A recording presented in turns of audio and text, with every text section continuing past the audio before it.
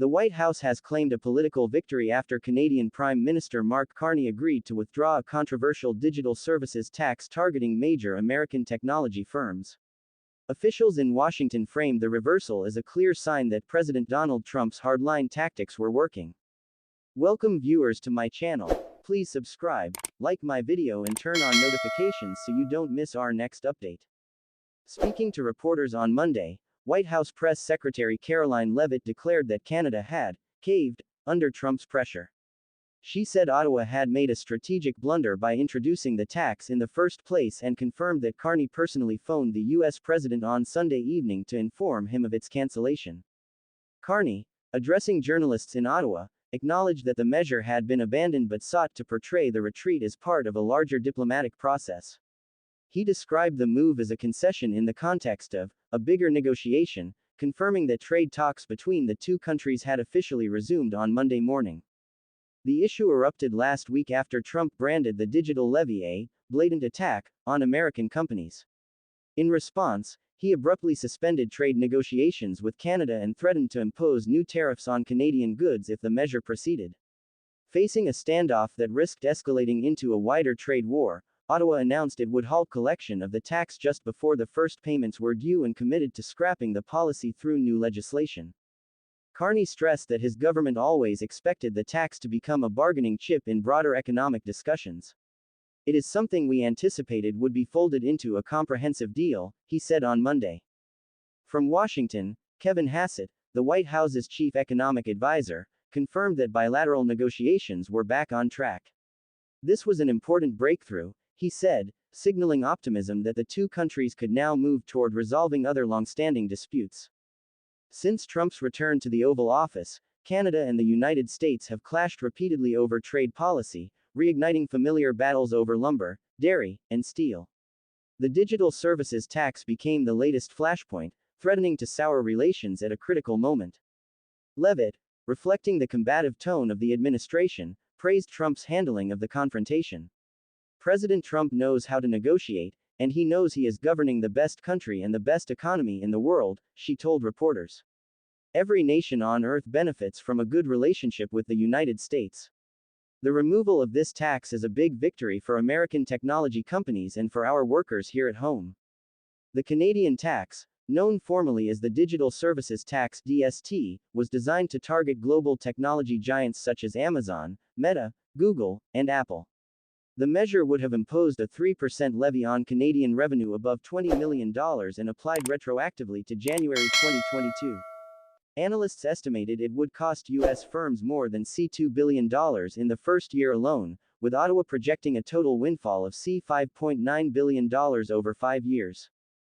Finance Minister François-Philippe Champagne, in a statement issued Sunday night, confirmed that the policy would be scrapped.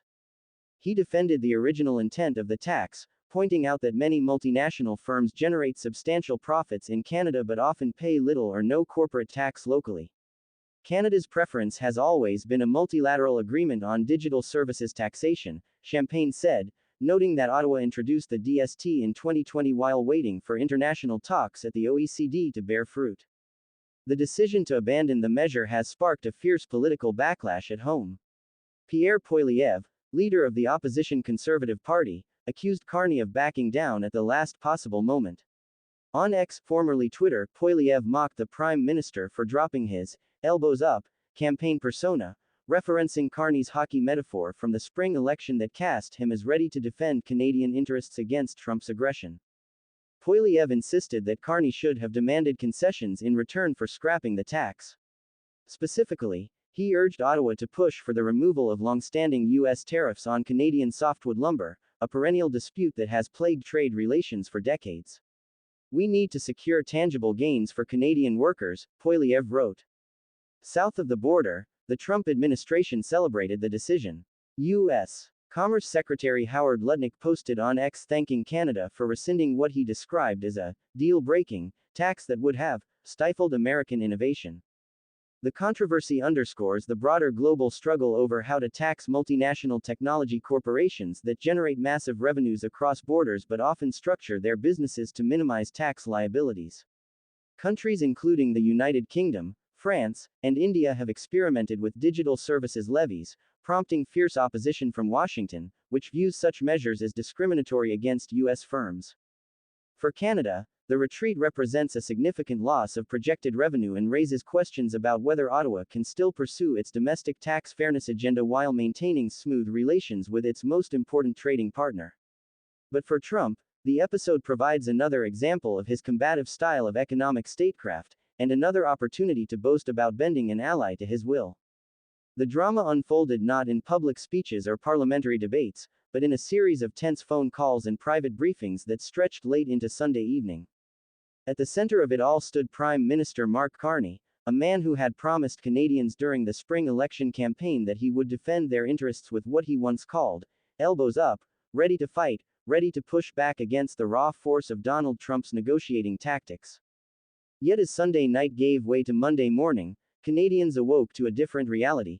The tax meant to hold global tech giants accountable for their billions in Canadian profits was gone, swept aside with the stroke of a pen and a phone call to Washington. The announcement came quickly, but the signals of retreat had been building for days. When President Trump called the digital services tax a blatant attack on American business, he was not merely expressing displeasure, he was issuing a threat. He abruptly suspended trade negotiations with Ottawa and dangled the possibility of new tariffs over Canada's most vulnerable industries. Lumber, dairy, and even auto exports, all sectors that rely heavily on the U.S. market, suddenly felt the heat of Trump's wrath. In Ottawa, the mood shifted from determination to calculation. Cabinet ministers huddled with their advisors. Finance officials produced projections showing the cost of a protracted trade war. The numbers were sobering. Billions in potential losses, entire industries at risk, and the real possibility of recession if the standoff deepened. The $5.9 billion that the tax was projected to raise over 5 years seemed minuscule compared to what Canada might lose if Trump carried out his threats. By late Sunday, Carney faced an unenviable choice: stand firm and risk an economic crisis, or fold and endure the political humiliation of appearing to bow before Washington. In the end, he picked up the phone. At around 9 p.m., the Prime Minister spoke directly with President Trump. The call lasted less than half an hour, but its consequences reverberated through both capitals.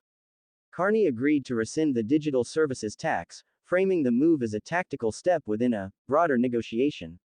Trump, ever eager to claim victory, wasted no time in presenting the climb down as proof of his dominance. The White House seized the moment.